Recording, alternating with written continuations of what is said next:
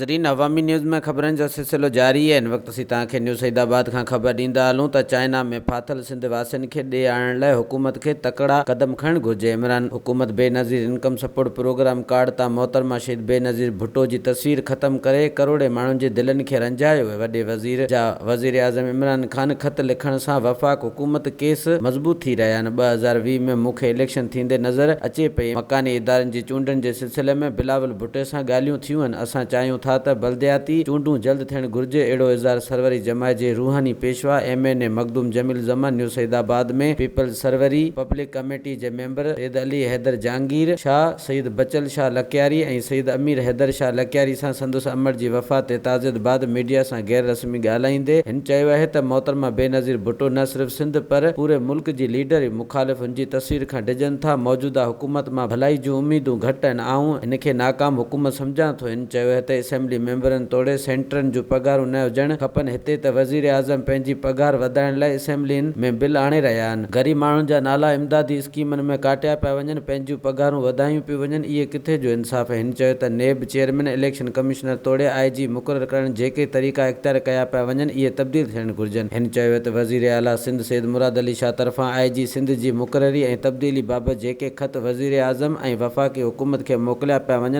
हिन सां असांजो वफ़ाक़ ख़िलाफ़ केस मज़बूत पियो थिए। IG सिंध जो मसइलो हल न थियण करे सिंध में अमन अमान जा मसइला पैदा थी रहिया आहिनि। सिंध में ॾोह वारदातनि में वाधारो अची रहियो आहे। मखदूम जमील ज़मा चयो त वफ़ाक़ी हुकूमत डिजी चीन में फाथल सिंध वासियुनि खे मुल्क में वठी अचण खां लहराए रही आहे त जेकॾहिं चीन में फैलियल कोरोना वायरस पाकिस्तान में फैलिजी वियो त हीअ हुकूमत उन ते कंट्रोल करण जी सघ नथी रखे। हिन चयो त सिंध वासियुनि जी मालिकी करे हुननि खे ॾे आंदो वञे। हिन चयो त 2020 में वॾा सियासतदान चवनि था त चूंडूं थींदियूं, पर मूंखे अलाए छो 2020 में चूंडूं ई थींदे नज़र अचनि पियूं। वधीक ख़बरनि ऐं तफ़सील जे लाइ विज़िट कयो असांजी वेबसाइट awamiNewsHD.com ऐं ॾिसंदा रहो अवामी न्यूज़ HD।